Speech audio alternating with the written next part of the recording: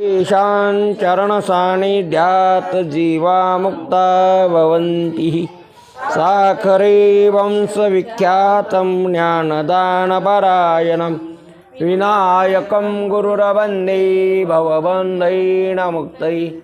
ज्ञानप्रतापविलसतवचनामृतं च अद्वैतभावपठता हितबुद्धिरहस्य ज्ञानेश्वरस्त भगवा श्रीरंगनाथ गुरुराज नमोस्तुत्यं।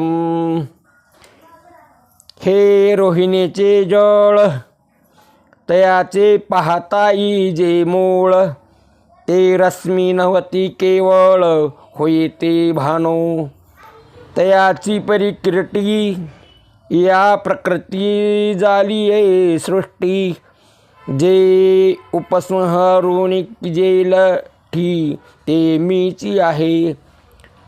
ऐसे होय दिसे न दिसे, ते मजची माझी असे। मी आयुष्य धरिजे जैसे सूत्रे आणि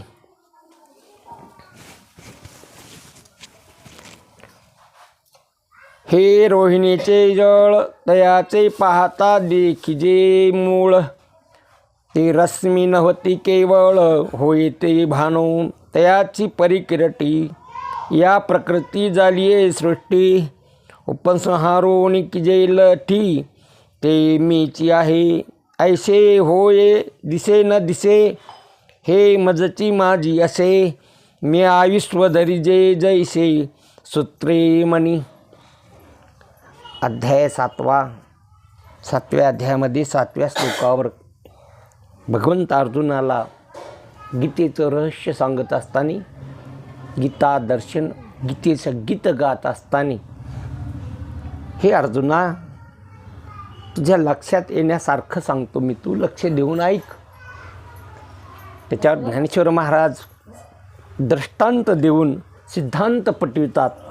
कधीकधी ज्ञानेश्वरीमध्ये अगोदर सिद्धांत सांगितला नंतर दृष्टांत सांगितला, आणि कधीकधी अगोदर दृष्टांत सांगितला नंतर सिद्धांत सांगितला।